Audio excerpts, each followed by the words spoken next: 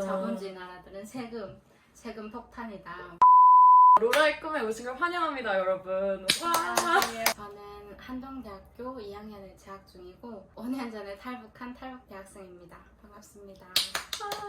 저는 한동대학교 2학년에서 재학 중인 탈북민 학생 조경희입니다. 저희가 처음에 어떻게 만나게 됐는지. NGI라는 단체가 있는데 거기에서 탈북민 학생들에게 영어랑 가르치는데 토플 배우겠다라고 신청을 해서 선생님 만나게 됐어요. 한국에 온 지 얼마나 됐죠? 횟수로는 6년, 만 5년. 근데 5년이라고 해요.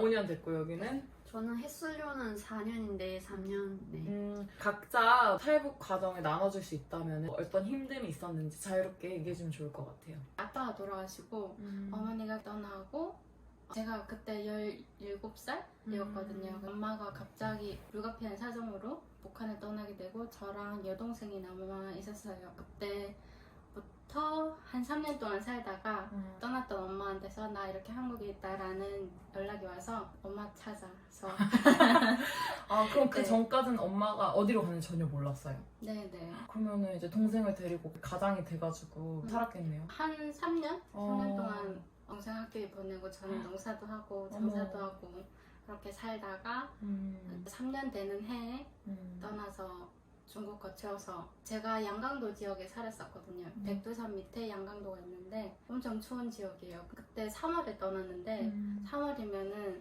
눈이 막 쌓이고 강도 많이 얼어있는 상태여서 엄청 추울 때인데 압록강 건너서 중국산에 도착해서 엄마한테 연락해서 엄마가 사람 보낼 때까지 한 3일?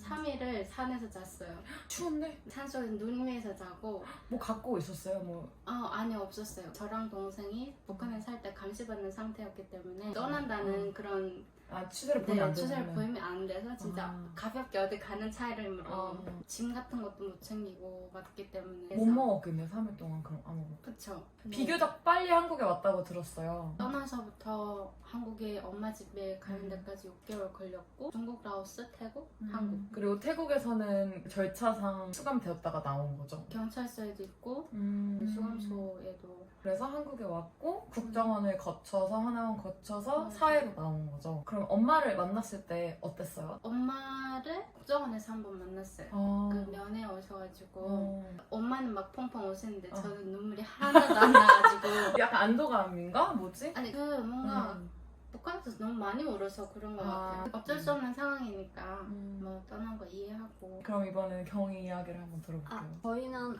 아빠가 되게 어릴 때 돌아가셔서 동생이랑 엄마랑 3명이 살다가 고등학교 졸업 2년 앞두고 엄마가 잡혀가게 되면서 동생이랑 저랑 살기가 어려워서 탈북을 계속하고 탈북을 했고 이게 무슨 얘기 아닌데 너무 쉽게 말해서 얼마나 힘들었겠어요. 근데 이전에 덤덤하게 얘기하니까 나름 즉흥적으로 결정했다고. 그렇게 계획적이진 않았던 어. 것 같아요. 탈북을 했고 중국에서 한 1년 반 길게 살았고 네, 길게 살다가 한 번 잡힐 뻔했다고 넘어가면서 북한에서 네, 중국으로. 탈북을 하기 전에 떠났는데 가는 길에 강 건너기 전에 어떤 장소에 도착하기로 했는데 그 장소까지 가는 길에 잡혔었어요. 북한 내에서. 네, 북한 군대들이 너무 많이 길에 지키고 다니니까. 있으니까. 네.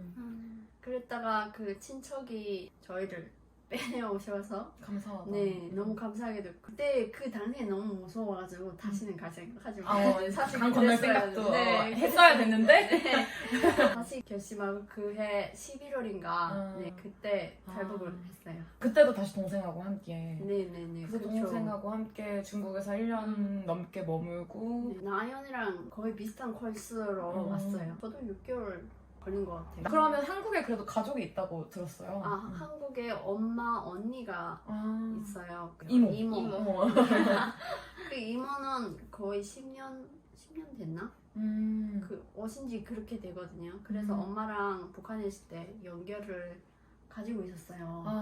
네. 그럼 좀 그 계기가 됐겠네요. 한국 얘기를 들었으니까. 네네. 그래서 한국에 올 수 있었던 것 같아요. 이모가 있어서. 그러면은 두 분 다 북한에 있을 때 한국의 이미지는 어떤 거였어요? 둘 다를 가지고 있었던 것 같아요. 그러니까 어떤? 북한에서 하는 교육이 뭔가 한국에는 돈밖에 모르고 돈으로 다 결정되고 완전 자본주의. 네. 그리고 뭔가 뭐 병이 나서 치료를 하려고 해도 엄청난 돈이 들어서 그런 소리를 들었어요. 한편으로는 어머니가 이렇게 연결을 하고 있으니까 굉장히 생활 수준이 높고 저희가 쓰는 이런 상품보다도 질이 좋은 그런 걸 다 퀄리티가 다 높고. 퀄리티가 다 높은 걸 쓰는 그런 발전된 국가이겠구나 하는 그 맞은편이 중국이잖아요. 그러니까 중국이 보여주는 이미지보다 더 발전됐다는 소리를 들었으니까. 근데 중국 TV는 되게 많이 보거든요. 집에서 막 나와요? 중국 TV가? 그 통로가 잡혀요. 신호가 잡혀서 중국 통로로 해서 막 상품 소개 같은 거, 광고 같은 거 홈쇼핑. 되게 많이. 상품 막 팔고. 네, 근데 그게 좀 저희 사진을 멋있잖아요. 못하죠. 사진 못하는데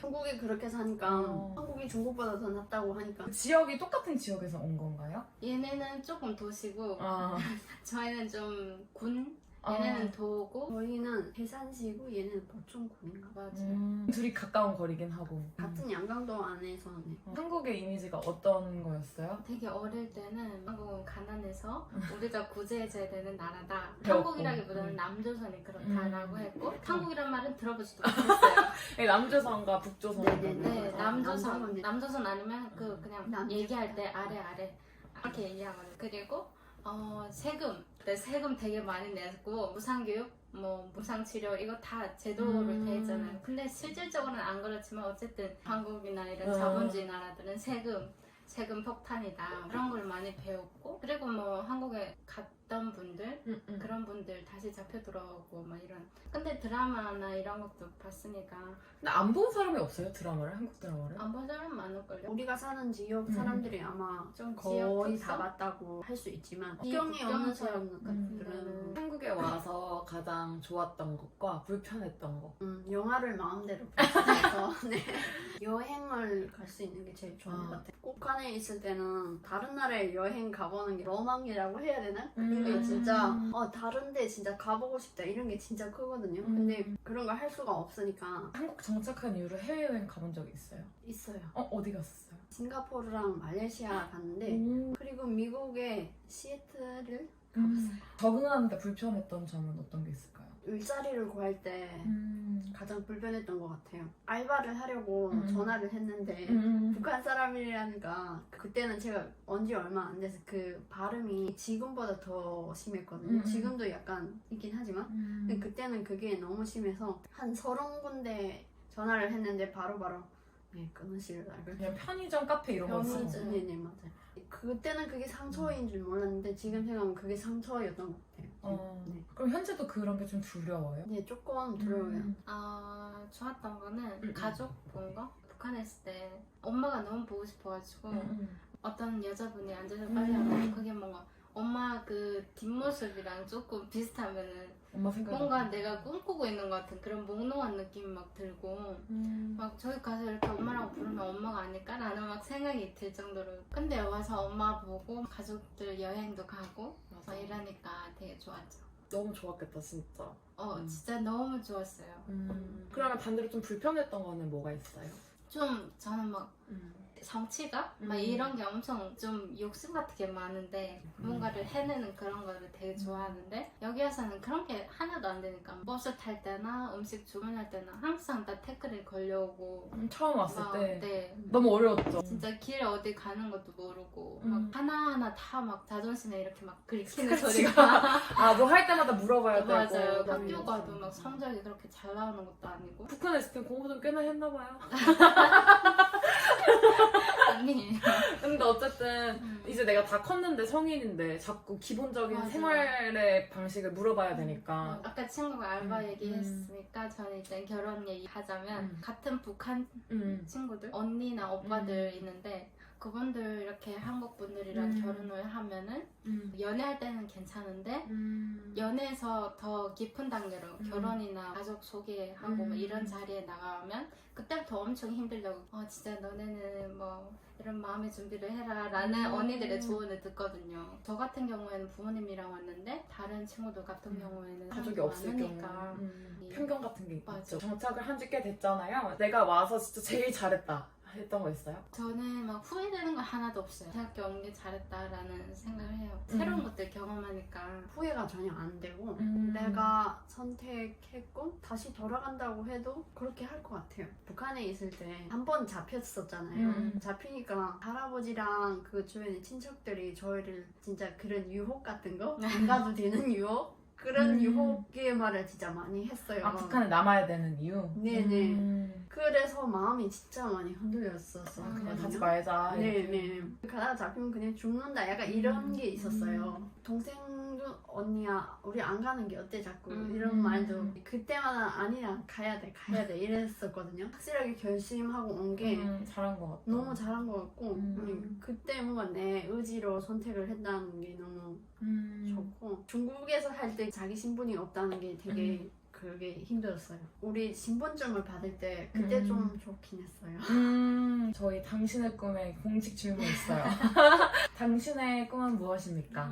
좀 좋은 어른이 되고 싶다라는 생각을 많이 했는데 그 이유가 제가 동생이랑 북한에 살 때 좀 어른들이 너무 싫었어요. 뭔가 어른들이 저한테 막 시집을 가라 강요하고 제가 그때 17살에서 19살이었는데 여자 둘이 살면은 주변에서 도와줘야 되는데 예를 들어서 뭐 친척들이 안 도와주면 욕 먹잖아요. 그쵸. 근데 자기들은 도와주기 싫고 하니까 저희한테 어떤 남자를 붙여가지고 그렇게 하려고 막 저한테 시집가라 막 제가 엄마가 집이 좋았거든요. 근데 자꾸 그 집을 달라고 막 너희는 둘이 뭐 살아봤자 그리고 막 계속 저희랑 같이 살겠다고 하고 그 뭔가 같이 살면 집에 그런 어른이니까 저희 그 양도권이 넘어가잖아요. 근데 그 중에서 그래도 좋은 어른이 계셨어가지고 제가 진짜 거의 아빠처럼 따르는 그런 분이셨는데 그분이 계셔서 어른에 대한 그런 기대치, 좀 믿음 같은 걸 잃지 않았던 것 같아요.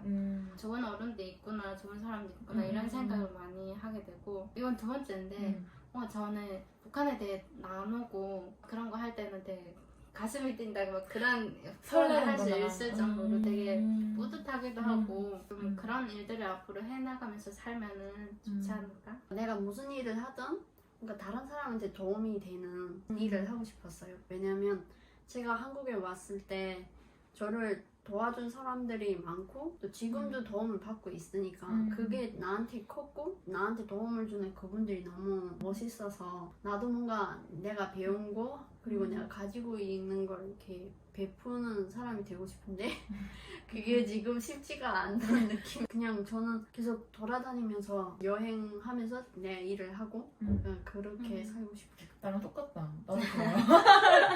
근데 너무 귀한 얘기들을 오늘 나눠줘가지고 진짜 마음이 너무 따뜻해졌어요. 그리고 진짜 여러분들이 정말 진심으로 잘 됐으면 좋겠고 앞으로도 필요할 때 언제든지 서로 연락하고 너무 즐거웠어요. 네, 감사합니다. 안녕. 안녕. 근데 그 한 2, 3년 진짜 많이 바뀌더라고요. 그런 게 좋아요.